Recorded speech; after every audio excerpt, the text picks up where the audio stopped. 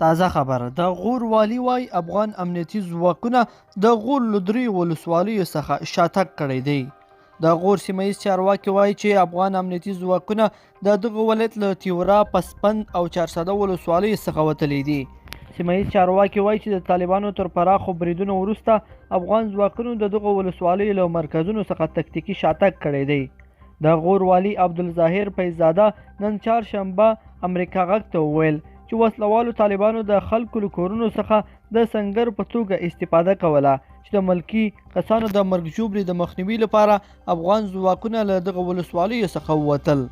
نوموړي زیاته کړه چې د جګړې پر مهال لسګونه وسلوال طالبانو ته هم مرګ ژوبله اوښتې خو کره شمېر یاد نه کړل. وسلوالو طالبانو هم په دغو نښتو کې د افغان سرتیرو د مرګ ژوبله ادعا کړې ده.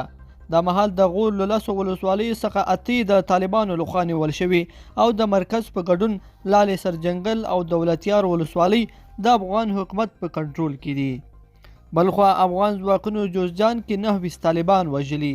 افغان ځواکونو د جوزجان سرپل پر لویه لاره د افغان تپه په سیمه کې پر طالبانو عملیات ترسره کړي چې په پایله کې د مهم طالب سرګروپانو په شمول 9 تنه وژلي.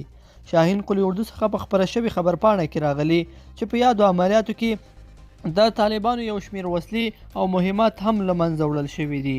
لیدونکو په دې هیله چې دا مطلب به مو تر پایه لیدلی وي، که مو دغه ویډیو خوښه شوې ویډیو لایک کړئ او چینل سبسکرایب کړئ. تر بیا ښه وخت.